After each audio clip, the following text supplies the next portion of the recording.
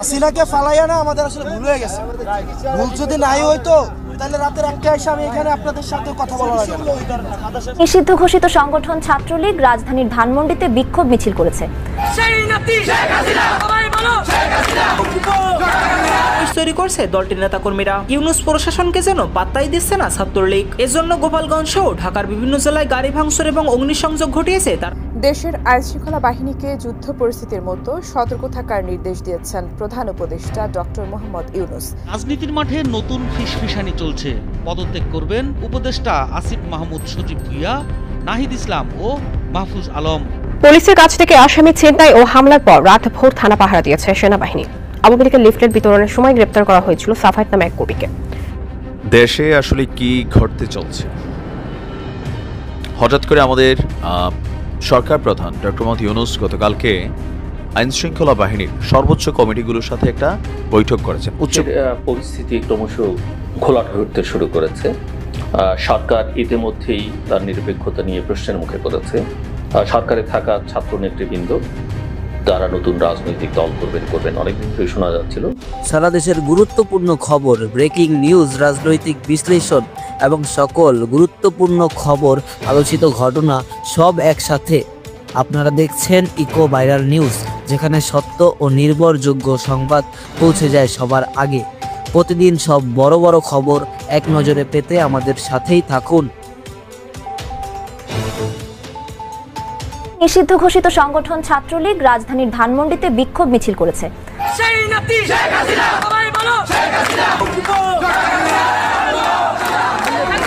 নেত্রীর প্রশ্নে আমাদের কোনো ছাড় নেই। আমরা রাস্তাতে আছি, আমরা রাজপথে থাকবো এবং রাজপথে মোকাবেলা করব। শেখ হাসিনাকে হত্যার মধ্য দিয়ে ওরা পাকিস্তানের পতাকা উড়াতে চায়। উত্তরা আধুনা মেডিকেল কলেজ হাসপাতাল সূত্রে জানা গেছে, উত্তরায় সংঘর্ষে প্রায় 5 শতাধিক মানুষ আহত হয়ে সেখানে চিকিৎসা নিয়েছেন। বাংলাদেশের ফেব্রুয়ারি মাসের 21শে ফেব্রুয়ারি আওয়ামী লীগের রক্তে আগুন লেগে যাবে। এবার পুলিশের ব্যারিকেড ভেঙে ধানমন্ডিতে ছাত্রলীগের বিশাল বিক্ষোভ মিছিলে উত্তাল পুরো বাংলাদেশ। ছাত্রলীগ নিষিদ্ধ হওয়ার পরও সারা দেশে লিফলেট বিতরণ সহ বিভিন্ন জেলায় বিক্ষোভ সমাবেশ তৈরি করছে দলটির নেতাকর্মীরা। ইউনূস প্রশাসনকে যেন পাত্তাই দিচ্ছে না ছাত্রলীগ। এজন্য গোপালগঞ্জ সহ ঢাকার বিভিন্ন জেলায় গাড়ি ভাঙচুর এবং অগ্নিসংযোগ ঘটিয়েছে তারা। কে বলেছে মুজিব নাই, মুজিব সারা বাংলায়, শেখ হাসিনা আসবে, বাংলাদেশ আসবে স্লোগানে কাঁপছে সমগ্র বাংলাদেশ।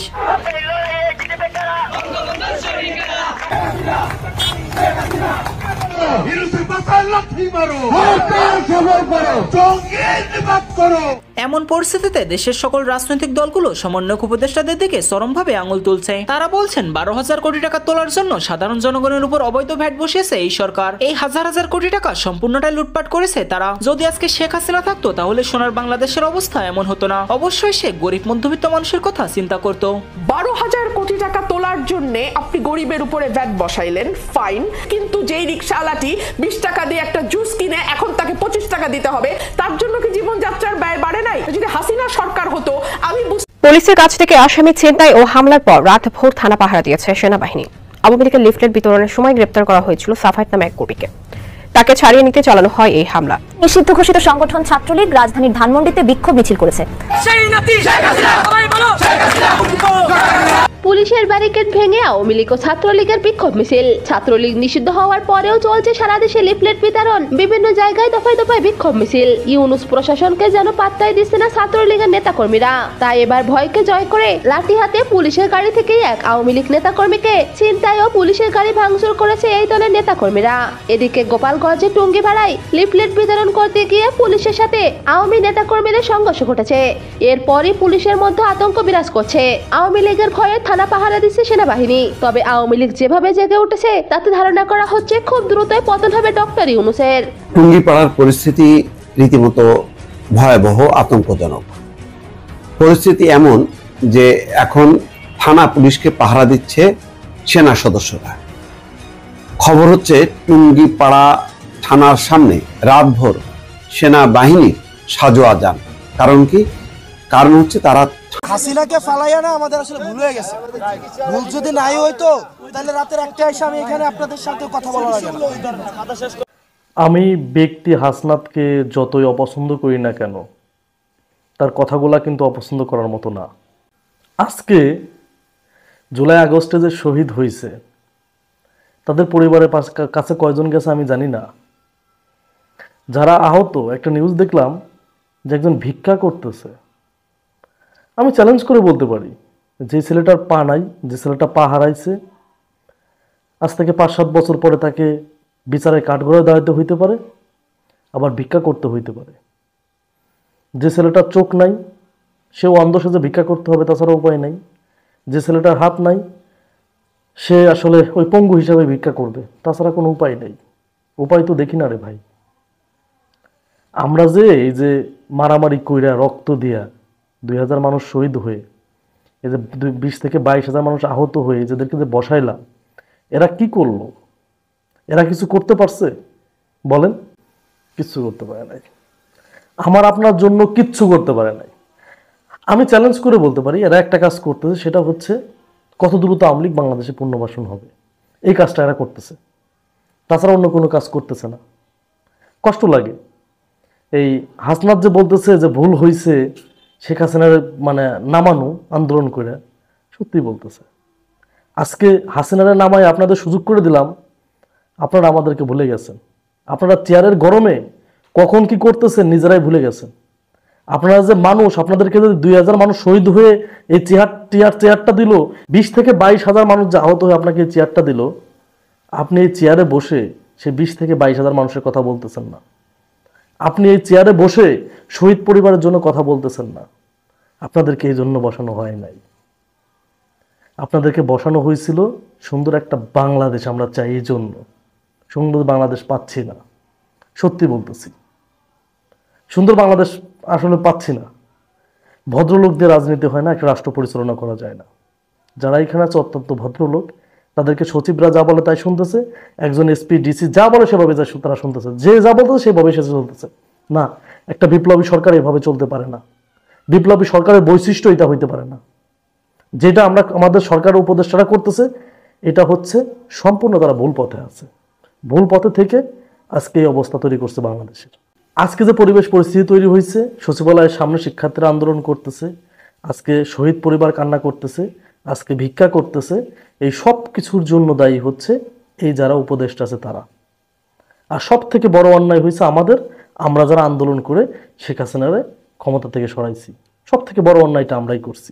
আজকে যাদের রক্তের বিনিময়ে আপনারা এটা করতে পারছেন, 6 মাস না যদি তাদেরকে ভুলে গেছে। দেশের আইনশৃঙ্খলা বাহিনীকে যুদ্ধ পরিস্থিতির মতো সতর্ক থাকার নির্দেশ দিয়েছেন প্রধান উপদেষ্টা ডক্টর মোহাম্মদ ইউনূস। এ বছরটিকে দেশের জন্য অত্যন্ত সংকটময় মনে করে কাউকে বিশৃঙ্খলা ও নৈরাজ্য সৃষ্টি করতে দেওয়া হবে না বলে জানান তিনি। কিন্তু হঠাৎ কি কারণে প্রধান উপদেষ্টার এমন নির্দেশ? বিস্তারিত জানাচ্ছেন আরিফ হাসান। জুলাইয়ের গণ অভ্যুত্থানের মুখে শেখ হাসিনার পতন হলে ডক্টর মোহাম্মদ ইউনূসের নেতৃত্বে গঠিত হয় অন্তর্বর্তী সরকার। দায়িত্ব নেওয়ার পরপরই উদ্যোগ নেওয়া হয় রাষ্ট্র সংস্কারের। প্রয়োজনীয় সংস্কার শেষে অনুষ্ঠিত হবে ত্রয়োদশ জাতীয় নির্বাচন। বর্তমানে নানামুখী সংস্কারে ব্যস্ত অন্তর্বর্তী সরকার।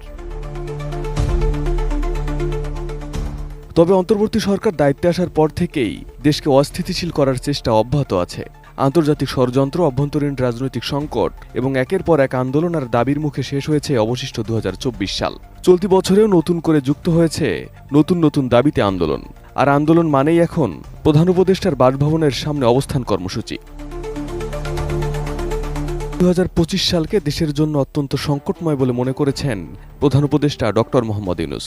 দেশে কাউকে নতুন করে বিশৃঙ্খলা ও নৈরাজ্য সৃষ্টি করতে দেওয়া হবে না বলে জানান তিনি। দেশের আইনশৃঙ্খলা বাহিনীকে নির্দেশ দিয়েছেন যুদ্ধ পরিস্থিতির মতো সতর্ক থাকার। বলেছেন যে কোনো অস্থিতিশীল পরিস্থিতি কঠোর হাতে দমন করতে হবে। 3 ফেব্রুয়ারি দেশের নিরাপত্তা বাহিনীর প্রধানদের সঙ্গে উচ্চ পর্যায়ের বৈঠকে আইনশৃঙ্খলা পরিস্থিতি পর্যালোচনা করেন প্রধান উপদেষ্টা। এ সময় উপস্থিত ছিলেন স্বরাষ্ট্র উপদেষ্টা লেফটেন্যান্ট জেনারেল অবসরপ্রাপ্ত জাহাঙ্গীর আলম চৌধুরী, প্রধান উপদেষ্টার বিশেষ সহকারী খোদা বক্স চৌধুরী, স্বরাষ্ট্র সচিব নাসিমুল গনি, পুলিশের মহাপরিদর্শক বাহারুল আলম সহ বিজিবি, র্যাব, ডিএমপি, কোস্টগার্ড ও স্পেশাল ব্রাঞ্চের কর্মকর্তারা। প্রধান উপদেষ্টা দেশের আইনশৃঙ্খলা পরিস্থিতি নিবিড়ভাবে পর্যবেক্ষণের জন্য একটি কমান্ড সেন্টার স্থাপনের নির্দেশ দেন। বলেন, নিরাপত্তা সংস্থাগুলোকে সর্বাধুনিক যোগাযোগ সরঞ্জামের সর্বোচ্চ ব্যবহার করতে হবে, যাতে তারা যে কোনো পরিস্থিতিতে দ্রুত হস্তক্ষেপ করতে পারে। এছাড়া দেশের সব আইনশৃঙ্খলা রক্ষাকারী বাহিনীর মধ্যে সমন্বয় বাড়াতে একটি কেন্দ্রীয় কমান্ড হেডকোয়ার্টার স্থাপনের তাগিদ দেন তিনি। প্রধান উপদেষ্টা বলেন, ক্ষমতাচ্যুত স্বৈরশাসক শেখ হাসিনার সহযোগীরা নৈরাজ্য সৃষ্টি ও অপপ্রচারের জন্য বিপুল পরিমাণ অর্থ ব্যয় করছে। আমাদের সতর্ক থাকতে হবে এবং এই অপপ্রচারের বিরুদ্ধে লড়াই করতে হবে। বৈঠকে তিনি প্রত্যেক নাগরিকের মানবাধিকার রক্ষার পাশাপাশি ধর্মীয় ও জাতিগত সংখ্যালঘুদের ওপর যে কোনো হামলা প্রতিহত করতে বিশেষ রাজনীতির মাঠে নতুন ফিসফিসানি চলছে। পদত্যাগ করবেন উপদেষ্টা আসিফ মাহমুদ সজীব ভুইয়া, নাহিদ ইসলাম ও মাহফুজ আলম। ক্ষমতার পালাবদলের পর দেশের রাজনীতিতে নতুন মেরুকরণ দেখা যাচ্ছে। বৈষম্য বিরোধী ছাত্র আন্দোলনের নেতারা নতুন রাজনৈতিক দল গঠনের প্রস্তুতি নিচ্ছেন, যা ফেব্রুয়ারিতেই ঘোষণা করা হতে পারে। শোনা যাচ্ছে নতুন দলের নেতৃত্বে থাকতে পারেন আন্দোলনের অন্যতম সমন্বয়ক ও অন্তর্বর্তীকালীন সরকারের তথ্য ও সম্প্রচার উপদেষ্টা মোহাম্মদ নাহিদ ইসলাম। এখন প্রশ্ন উঠেছে, নাহিদ ইসলাম কি উপদেষ্টার পদ ছেড়ে নতুন রাজনৈতিক দলের দায়িত্ব নিচ্ছেন? অন্য দুই উপদেষ্টা আসিফ মাহফুজই বা কি করবেন? উপদেষ্টাদের কেউ রাজনীতি করলে সরকার থেকে বের হয়ে করবেন, এমন কথা বলেছেন যুব ও ক্রীড়া মন্ত্রণালয়ের উপদেষ্টা আসিফ মাহমুদ। এদিকে জাতীয় নাগরিক কমিটির আহ্বায়ক নাসির উদ্দিন পাটোয়ারি জানিয়েছেন, দলের নাম ও কারা নেতৃত্বে আসবেন তা নিয়ে আলোচনা হচ্ছে। ছাত্র উপদেষ্টাদের কেউ যদি উপদেষ্টার পদ ছেড়ে রাজনৈতিক দলের দায়িত্বে আসতে চান, তাদের স্বাগত জানানো হবে। ছাত্রদের দল ঘোষণার আলোচনার মধ্যে অবশ্য অন্তর্বর্তীকালীন সরকারের নিরপেক্ষতা নিয়ে প্রশ্ন তুলেছে বিএনপি। তাদের অভিযোগ, সরকারের উপদেষ্টারা রাষ্ট্রীয় সুবিধা নিয়ে নতুন রাজনৈতিক দল গঠনে সক্রিয় রয়েছেন, যা সরকারের নিরপেক্ষতাকে প্রশ্নবিদ্ধ করছে। এসব বিবেচনায় জনমনে প্রশ্ন এসেছে, তবে কি ফেব্রুয়ারিতেই পদত্যাগ করতে যাচ্ছেন আসিফ নাহিদ মাহফুজরা?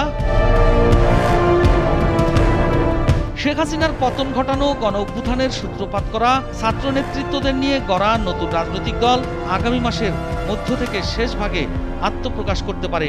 সংসদীয় আসন, উপজেলা ও ইউনিয়নে বিএনপির দ্বিতীয় কিংবা তৃতীয় গুরুত্বপূর্ণ নেতাদেরও দলে টানার চেষ্টা করবে তারা। আওয়ামী লীগ বাদে অন্যান্য দলের নেতাদের জন্যও দুয়ার উন্মুক্ত রাখবে। সরকারের নিরপেক্ষতা নিয়ে বিএনপির সঙ্গে বাহাস শুরু হলেও তিন ছাত্র উপদেষ্টার মধ্যে অন্তত একজন দলের নেতৃত্বে আসতে পারেন। সরাসরি বিএনপি বিরোধিতা না করে জনসম্পৃক্ততা বাড়াতে চাঁদাবাজি, দখলবাজি, সিন্ডিকেট ও দুর্নীতির বিরুদ্ধে অবস্থান নেবে ছাত্র নেতৃত্বের। সালামু আলাইকুম। দেশে আসলে কি ঘটতে চলছে? হঠাৎ করে আমাদের সরকার প্রধান ডক্টর মোহাম্মদ ইউনূস গতকালকে আইনশৃঙ্খলা বাহিনীর সর্বোচ্চ কমিটিগুলোর সাথে একটা বৈঠক করেছেন, উচ্চ পর্যায়ের বৈঠক হয়েছে। এরপরই তিনি একটা বক্তব্য দিয়েছেন, যেটা সোশ্যাল মিডিয়াতে বা আমাদের গণমাধ্যমের কল্যাণে আমরা দেখেছি যে যুদ্ধ পরিস্থিতির মতন একটা অবস্থান হয়ে আছে বা হতে যাচ্ছে। দেশের জনগণকে সতর্ক থাকার জন্য তিনি বলেছেন, আইনশৃঙ্খলা বাহিনীকে সর্বোচ্চ প্রস্তুতি রাখতে বলেছেন। এখন আসলে কেন, মানে কি এই ধরনের ঘটনা যেগুলো ঘটতে যাচ্ছে? প্রথমত, এই ফেব্রুয়ারি মাসকে ঘিরে আওয়ামী লীগের একটা বড় ধরনের প্রোগ্রাম কিন্তু তারা ঘোষণা করে রাখছে, সম্ভবত 18 থেকে 20 দিনের। এর মাঝখানে কাকতালীয়ভাবে বিএনপিও কিন্তু এই ফেব্রুয়ারিতে কিছু কর্মসূচি ঘোষণা করেছে। অপরদিকে বাংলাদেশের বিভিন্ন জায়গায় বিভিন্ন ধরনের কোম্পানি, বিভিন্ন ধরনের প্রতিষ্ঠান, স্কুল, কলেজ, বিশ্ববিদ্যালয়, নানা ধরনের আন্দোলন রাজপথে চলছে। অনেক আন্দোলন সরকারের বক্তব্য, গতকালকে স্বরাষ্ট্র উপদেষ্টা বললেন, যেমন তিতুমিরের যে আন্দোলন, এটাও সরকারের ধারণা যে এটার পিছনে কারা সবাই নাকি জানে, তার মানে এখানে আওয়ামী লীগ ইন্ধন যোগাচ্ছে। এরকম অনেক আন্দোলন আছে। সরকার মনে করছে যে এটাকে আসলে আইডেন্টিফাই করা অনেকটা কষ্টকর, কারণ কাজগুলা তলে তলে হচ্ছে। যেমন আওয়ামী লীগ সরকার পতনের আগ দিয়ে এই ছাত্র আন্দোলনকে কেন রুখতে পারে নাই, কেন তাদেরকে সহিংসতার পথ বেছে নিতে হয়েছে?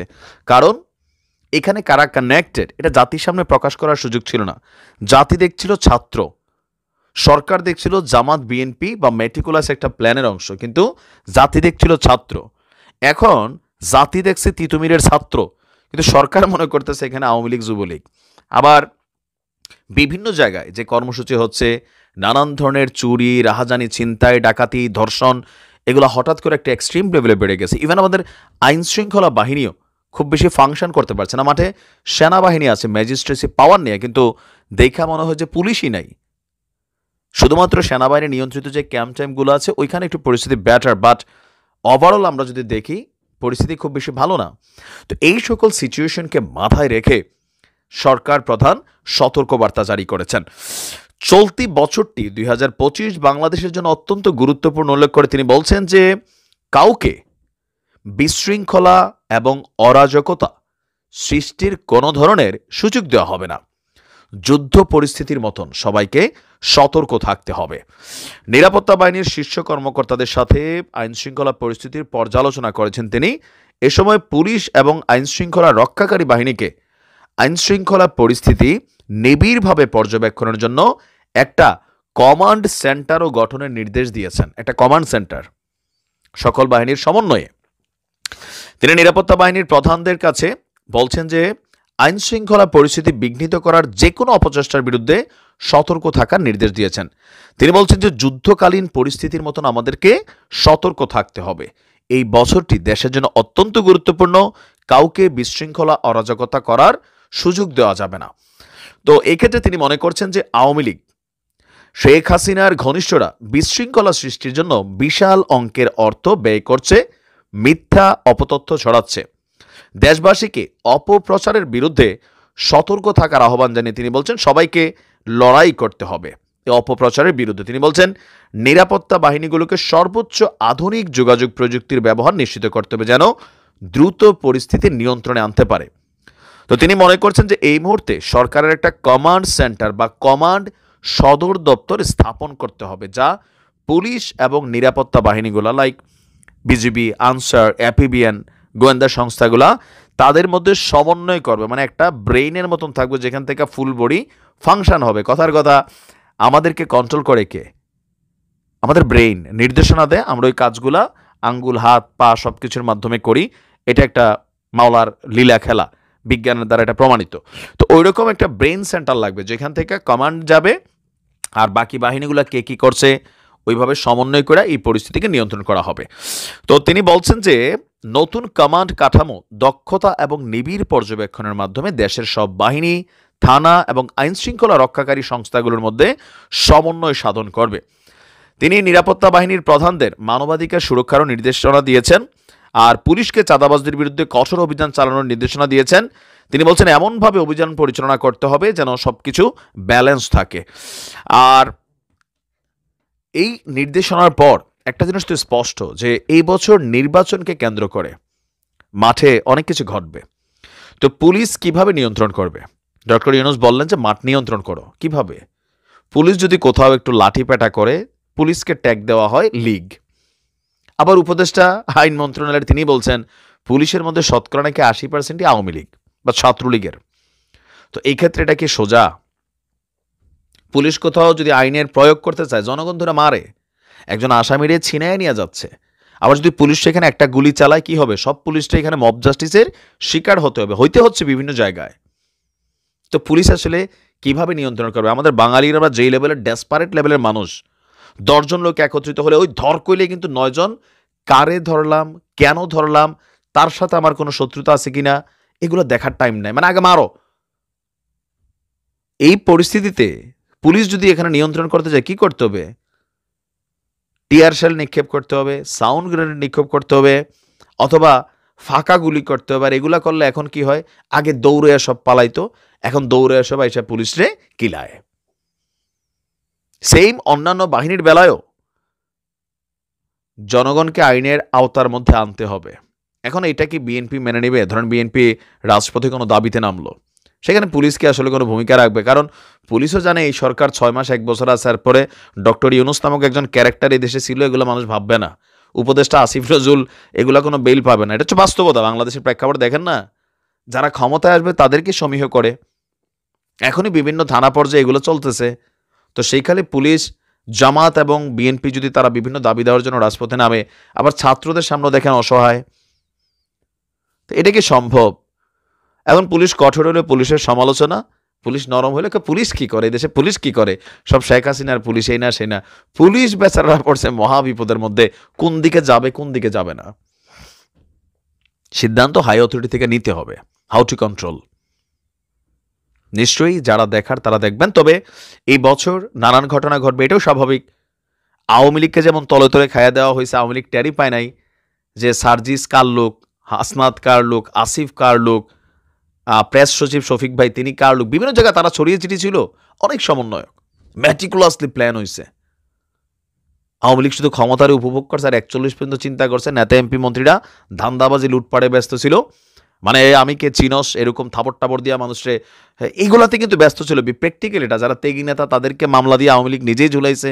সমালোচনা করলে ডিজিটাল নিরাপত্তা নিয়ে মামলা হয়েছে, সত্য কথাটা শুনতেই চায় নাই, লাস্টে দিয়ে বাস ক্রমশ ঘোলাট হতে শুরু করেছে। সরকার ইতিমধ্যেই তার নিরপেক্ষতা নিয়ে প্রশ্নের মুখে পড়েছে। সরকারে থাকা ছাত্র নেতৃবৃন্দ তারা নতুন রাজনৈতিক দল করবেন অনেকদিন ধরে শোনা যাচ্ছিল। নাগরিক কমিটির নামে তারা একটা সংগঠন করেছেন। তারা বলছেন এটা নাগরিকদের কমিটি, অরাজনৈতিক সংগঠন, কিন্তু বাস্তবতা দেখা গেছে সরকার যখনই কোনো রাজনৈতিক দলের সঙ্গে আলোচনায় বসতে যাচ্ছে তাদেরকে রাজনৈতিক দল হিসেবে ট্রিট করা হচ্ছে। এবং সরকারের যে ছাত্রনেতারা আছেন এবং সরকারের বাইরে যে ছাত্রনেতারা ওই নাগরিক কমিটির সঙ্গে আছেন তারা মোটামুটিভাবে খুবই ঘনিষ্ঠ এবং অন্তত 5 জনকে তো বলাই যায় তারা ইতিমধ্যেই আমাদের সমাজে, রাষ্ট্রে নতুন করে নতুন পঞ্চপাণ্ডব হিসেবে স্বীকৃত। ইতিমধ্যেই ধারণা দেওয়া হয়েছে, যদিও সরকার প্রধান নিজেও এই দল গঠন করাকে প্রচ্ছন্ন সমর্থন দিয়েছেন, সেটা তার ফাইন্যান্সিয়াল টাইমসের সঙ্গে যুক্তরাজ্য ভিত্তিক সংবাদ মাধ্যম দেওয়া সাক্ষাৎকারে স্পষ্ট হয়েছে। তারপরও নানা চাপ এটি নিয়ে নানা প্রশ্ন নানা মহল থেকে উঠতে শুরু করায় সরকারে থাকা 3 ছাত্রনেতার একজন পত্রপত্রিকার খবর অনুযায়ী এই মাসেই পদত্যাগ করবেন। কে করবেন সেটা আমরা জানা যায়নি, আরেকজন জুন মাসে করবেন। কিন্তু প্রশ্ন হচ্ছে, যখন নির্বাচনের দাবিটা দ্রুত করবার জন্যে, যখন দেশের একটি বড় রাজনৈতিক দল বলছে যে জুলাই আগস্টের মধ্যেই নির্বাচন করা সম্ভব, যখন সাধারণভাবে একটা ধারণা প্রতিষ্ঠিত হয়েছে যতক্ষণ পর্যন্ত নির্বাচন না হচ্ছে দেশের অবস্থা ক্রমশ খারাপ হতে থাকবে, এবং প্রায় অধিকাংশ মানুষই একমত এখন, যারা একেবারেই অন্ধ সরকারের সমর্থক না বা এই সরকারকে দীর্ঘদিন ক্ষমতায় দেখতে চাইছে না, তারা সবাই এই বছরের ডিসেম্বরের মধ্যে নির্বাচন চান। এখন প্রশ্ন হচ্ছে, সরকারের থেকে এই যে ধাপে ধাপে পদত্যাগ করে তারা তো এই অভিযোগে অভিযুক্ত হবেনি যে তারা আসলে দলটা গুছিয়ে নির্বাচনের আগে এখান থেকে সরে দাঁড়াতে চাইছেন। ইতিমধ্যেই তারা যা করেছেন সেটাকে অনেকেই মনে করেন ক্ষমতার অপব্যবহার করে, ক্ষমতাকে ব্যবহার করে তারা দল করছেন, একটা কিংস পার্টি করছেন। কাজেই আমার ধারণা যে এই প্রক্রিয়াটা কারো কাছে খুব একটা সাধুবাদ পাবে না, কারো কাছে গ্রহণযোগ্য হবে না। পদত্যাগ করতে হলে, দল করতে চাইলে এক্ষুনি করে ফেলতে হবে, সবাইকে করে ফেলতে হবে, অন্তত 3 জনকে তো করতেই হবে। এবং সেটা যদি তারা না করেন তাহলে আসলে এই সরকার প্রশ্নের মধ্যেই থাকবে, প্রশ্নের মুখেই থাকবে, এবং তাদের অধীনে একটা ভালো নির্বাচন হবে কিনা সেটা নিয়ে সংশয়ের সন্দেহের যথেষ্ট অবকাশ আছে। দেশে নানা রকমের সংকট, দ্রব্যমূল্যের ঊর্ধ্বগতির কথা আমরা প্রায়শই বলি, আইন শৃঙ্খলা পরিস্থিতির কথা আমরা বলছি, বৈদেশিক যে সহায়তা সেটা কমে আসছে নানাভাবে, সব মিলিয়ে একটা জটিল পরিস্থিতির মধ্যে বাংলাদেশ। এবং অনেকেই বলছেন যে শেখ হাসিনার আমলে যে ঘটনাগুলো আমরা দেখেছি তার থেকে পরিস্থিতি কতটা উন্নতি হলো, একথা ঠিক সবাই এক বাক্যে বলবেন যে তারা খুশি শেখ হাসিনা এখানে নেই, কিন্তু পরিস্থিতির একটা উন্নতি সবার প্রত্যাশা ছিল, এবং যেখানে সরকার প্রধান প্রফেসর মোহাম্মদ ইউনূসের মতো আন্তর্জাতিক ব্যক্তিত্ব, কিন্তু ঘটনা ঘটছে ঠিক তার উল্টো।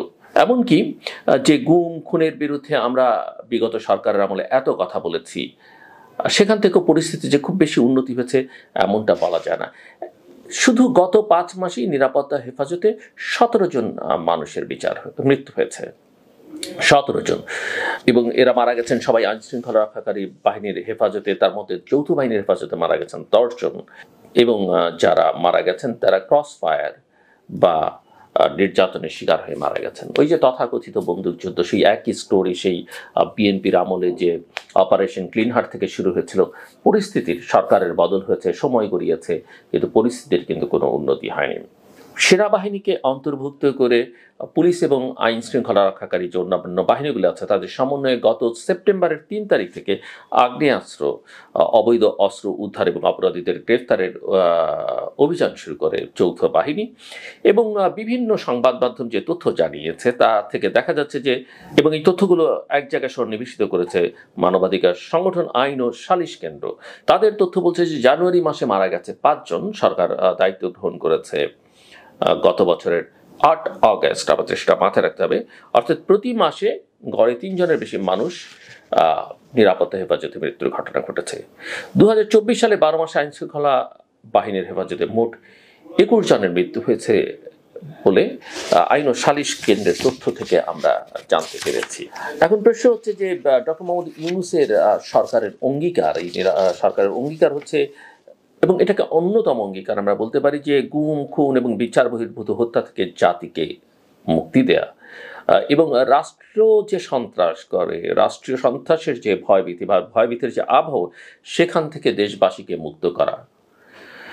কিন্তু আওয়ামী আমলের যে দুঃশাসন, সেটারই যদি পুনরাবৃত্তি আমরা দেখি, তাহলে আবারও দেশে নৈরাজ্যের অন্ধকার নেমে আসবে, এবং যেটা নেমে আসতে অলরেডি শুরু হয়েছে। আমরা চারিদিকে মব জাস্টিস দেখছি, আমরা মেয়েদের উপরে অ্যাটাক দেখছি, সেটা সেলিব্রিটি হোক, ফুটবলার হোক, আমরা ইন্ডিজিনিয়াস কমিউনিটির উপরে অ্যাটাক দেখছি, আমরা মাইনরিটিদের উপর অ্যাটাক দেখছি, আমরা সবলের অ্যাটাক দেখছি দুর্বলের উপরে, এবং রাজনৈতিকভাবে এখন যারা ক্ষমতাবান তারা অন্যদের উপরে অন্তত কথাবার্তায় যে চড়াও হচ্ছে। সামাজিক যোগাযোগ মাধ্যমে একটা স্বাধীন মত প্রকাশ করলে সেই আওয়ামী লীগ আমলের সিআরআই কর্তৃক যে ফ্যাসিলিটেটেড বট অ্যাকাউন্ট, সেগুলো ঝাঁপিয়ে পড়তে আমরা দেখছি। যে পরিস্থিতির খুব একটা উন্নতি হয়েছে সেটা বলা যাবে না, এবং এগুলো মানুষের জীবনে নানা রকমের ভীতি তৈরি করে।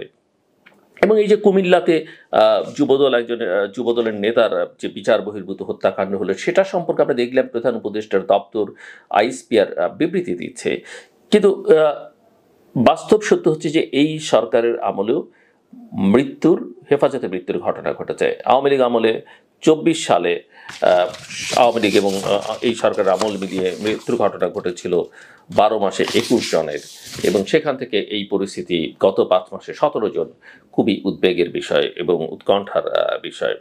কিন্তু এই যে কুমিল্লার ঘটনা, যুবদল নেতার মৃত্যুর ঘটনা, এর বাইরে কিন্তু আরও যে ঘটনা ঘটছে সেগুলো নিয়ে কিন্তু আমরা আইএসপিআর কিংবা পুলিশের কিংবা সরকারের কোনো বিবৃতি বা বক্তব্য কিন্তু আমরা পাইনি। আমরা এখন পর্যন্ত এই সব ঘটনায় জড়িত কারো বিরুদ্ধে কোনো ব্যবস্থা গ্রহণ করতে দেখিনি, কাউকে গ্রেপ্তার করতে দেখিনি। এবং আর গত 18 বছরে তো অনেক হত্যা হয়েছে, অনেক বিচার বহির্ভূত হত্যাকাণ্ড, অনেক গুম হয়েছে, সেগুলোকেও কিন্তু আমরা সেই অর্থে বিচারের আওতায় আনতে দেখছি না, বরং দেখছি আমরা ছোটোখাটো বিষয় নিয়ে এর বিরুদ্ধে ওর বিরুদ্ধে নানান পেশাজীবীদের বিরুদ্ধে নানা রকমের অভিযোগ।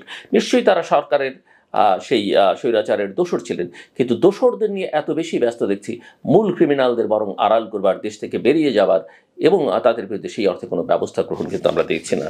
এবং এর কথা আমাদের বলতেই হবে যে সরকারের কাজ, আমরা চেষ্টা করছি, আমরা বিবৃতি দিলাম, আমরা নিন্দা জানিয়েছি, এগুলোর মধ্যে সীমাবদ্ধ রাখতে হবে না। জনগণ ব্যবস্থা দেখতে চায়, যেই সরকারে থাকুক কেন, প্রফেসর ইউনূস, হাসিনা, খালেদা বা অন্য কেউ, মানুষ সরকারে যে থাকবেন তার কাছে ব্যবস্থাটা দেখতে চায়।